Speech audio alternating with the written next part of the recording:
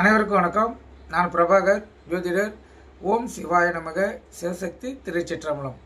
இன்று பிறந்த நாள் காணும் அனைவருக்கும் வாழ்த்துக்கள். அதே போல் இன்று திரும்ப நாள் காணும் அனைவருக்கும் வாழ்த்துக்கள். இரண்டு அருள் பரிபூர்ணமாக உங்களுக்கு கிடைக்கட்டும். உங்களுடைய மனம் எதை நீ ஆசைப்படுகிறதோ அந்த ஆசை நியாயமான ஆசையாக இருந்தால் நிறைவேறட்டும் என்று எம்பெருமான் சிவபெருமானிடம் அடியேன் வேண்டிக் கொள்கிறேன். இப்போ நான் என்ன சொல்ல போகிறேன்னா, இன்றைய நாளுடைய நிலைப்பாடை தான் சொல்ல போகிறேன். நீங்கள் கருத்து கொண்டு பயன்பெறுங்க. பரப்பாவை வைகாசி 3 இன்று ஞாயிற்றுக்கிழமை, ஆங்கில வருடம் மே 17, 2026. இன்று கீழ் நோக்கினால் நட்சத்திரம் இன்று மாலை 4:01 வரை கிருத்திகை, பின்பு ரோகிணி. திதி இன்று அதிகாலை 2:09 வரை அமாவாசை, இரவு 11:45 வரை பிரதமை, பின்பு துவாதிகை.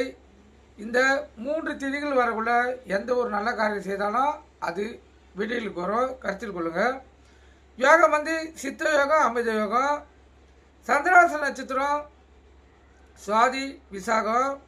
ராசி பார்த்திங்கன்னா துலாம் விருச்சிகம். சந்திராசை பொறுத்த மட்டும் ராசி 50% பாதிக்கும், லக்கணத்தை 90% பாதிக்கும். அதனால் இந்த துலா ராசி துலா லக்கணம், விருச்சி ராசி விருச்சி லக்கணம். இன்று மிக கவனமாக இருக்கணும்.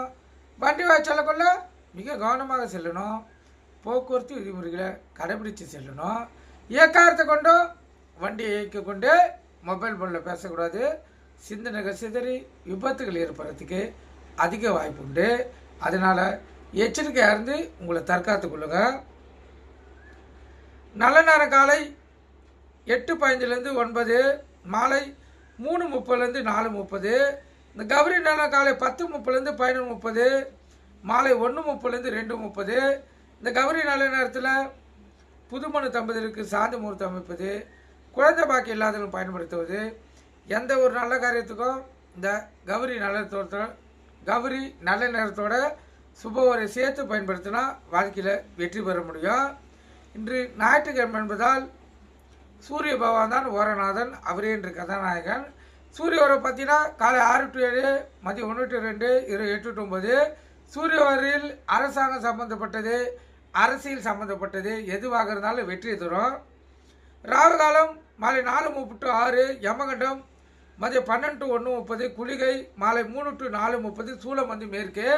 கோயிலுக்கு சென்றால் இன்று மேற்கு சைடு பார்த்து தான் இந்த கற்பூர விளக்கை ஏற்றணும். அப்போ தான் உங்களுடைய கோரிக்கைகள் நிறைவேறப்படும். ஏன்னா இன்று மேற்கு தசநாதன் வழி நடத்துகிறார். கருத்து